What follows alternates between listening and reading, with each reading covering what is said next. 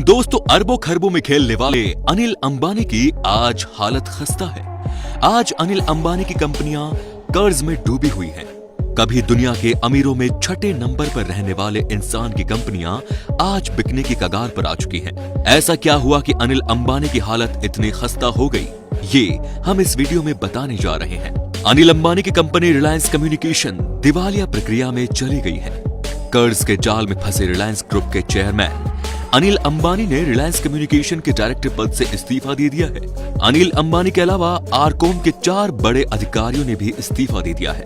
2008 में अनिल अंबानी दुनिया के छठे अमीर शख्स थे, लेकिन ऐसी नौबत आई कि लगातार घाटे की वजह से उन्हें रिलायंस कम्युनिकेशन के डायरेक्टर पद से इस्तीफा देना पड़ा। एक वक्त था जब आरकॉम ने टेलीकॉम की दुनिया में क्रांति ला दी थी।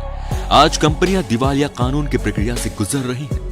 रिलायंस कम्युनिकेशन पर भारी कर्ज है। रिलायंस ग्रुप पर करीब 1.5 लाख करोड़ रुपए से ज्यादा का कर्ज है। रिलायंस कम्युनिकेशन पर सबसे ज्यादा 35,600 करोड़ रुपए का कर्ज है। रिलायंस कैपिटल पर 38,900 करोड़ रुपए की देनदारी है। रिलायंस इंफ्रा पर 17,800 करोड़ रुपए का कर्ज है। रिलायंस पावर के पास 30,200 करोड़ रुपए बकाया है। रिलायंस नेवल एंड इंजीनियरिंग पर 7,000 करोड़ रुपए का कर्ज है।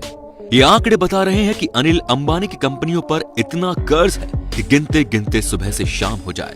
अनिल अंबानी की हर बड़ी कंपनी कर्जे में है। यूं तो कर्ज कोई बुरी बात नहीं है, हर कारोबार को पैसे की जरूरत होती है, लेकिन समस्या ये है कि अनिल अंबानी की कंपनियां रेवेन्यू यानी राजस्व पैदा नहीं कर पा रही, जिससे कर्ज चुकाने में मदद मिले। अनिल अंबानी की कंपनियां कमा नहीं पा रही है। कर्ज चुकाने के लिए अनिल अंबानी को अपनी संपत्ति बेचनी पड़ रही है, लेकिन तब भी कर्ज कम होने का नाम नहीं ले रहा।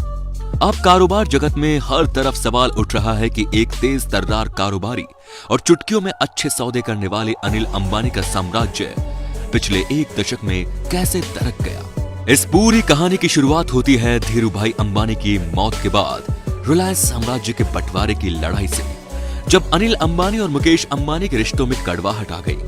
2005 में धीरूभाई अंबानी के साम्राज्य का आखिरकार बंटवारा हो ही गया। मुकेश अंबानी को पेट्रोकेमिकल, टेक्सटाइल, रिफाइनरी और तेल गैस का बिजनेस मिला, जबकि अनिल अंबानी के हिस्से टेलीकॉम, ऊर्जा, इंफ्रास्ट्रक्चर और फाइनेंस का बिजनेस आया। बंटवारे के तुरंत बाद ही दोनों भाई कारोबार का विस्तार करने में लगे। अनिल अंबानी का सपना टेलीकॉम, ऊर्जा और इंफ्रास्ट्रक्चर, यहां तक कि मनोरंजन सेक्टर में भी सबसे बड़े खिलाड़ी के तौर पर उभरना था। अनिल अंबानी को कई कारोबार में एक साथ पैर पसारना भारी पड़ गया। नए कारोबार के लिए अनिल अंबानी कर्ज लेते चले गए और ये कारोबार उम्मीद के मुताबिक नहीं चल पाए। कारोबार की दुनिया में अनिल अंबानी का हर दांव उल्टा पड़ता गया। रिलायंस इंफोकॉम की शुरुआत 2002 में हुई। अनिल अंबानी ने सीडीएमए टेक्नोलॉजी को चुना और एयरटेल हैचमैक्स ने जीएसएम टेक्नोलॉजी को चुना। सीडीएमए टेक्नोलॉजी की सबसे बड़ी समस्या ये थी कि ये केवल 2G और 3G को सपोर्ट करती है, जबकि भारत में 4G की शुरुआत होने वाली थी। अनिल अंबानी के बिजनेस के लिए ये सबसे बड़ी समस्या थी कि वो बड़े निवेश के बाद भी तकनीक में पिछड़ गए। जानकार ये भी मानते हैं कि अनिल अंबानी ने एक साथ बड़ा विस्तार किया। इसके अलावा उनकी मुख्य कंपनियां भी उस दौर में घाटे में आ गई, जिससे वे 2 तरफा घिर गए। इसके अलावा अनिल अंबानी ने 2005 में एडलैब्स और 2008 में 1.2 अरब डॉलर का करार ड्रीमवर्क्स के साथ किया था। इसके साथ ही वो इंफ्रास्ट्रक्चर के बिजनेस में भी गए।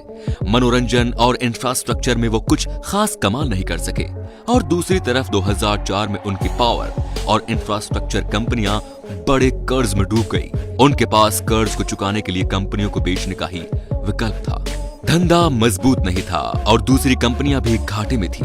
फिर उन्होंने कर्ज को निपटाने के लिए कंपनियों को बेचने की शुरुआत की, पर बात नहीं बनी। अनिल अंबानी संकट से निपट ही रहे थे कि उसी बीच उनके बड़े भाई मुकेश के लिए टेलीकॉम में एंट्री न करने की मुयाद पूरी हो चुकी थी। वो जियो के साथ आए और खूब छाए।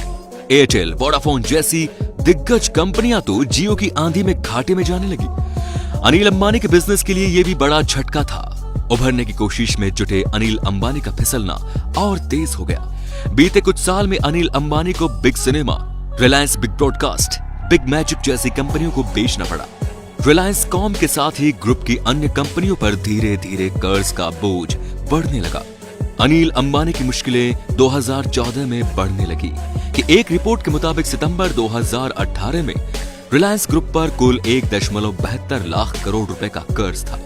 आरकॉम की स्थिति का अंदाजा इसी से लगाया जा सकता है कि 2008 में कंपनी की टोटल वैल्यू 1,65,917 करोड़ थी, जो फरवरी 2019 में घटकर मात्र 1,687 करोड़ रह गई।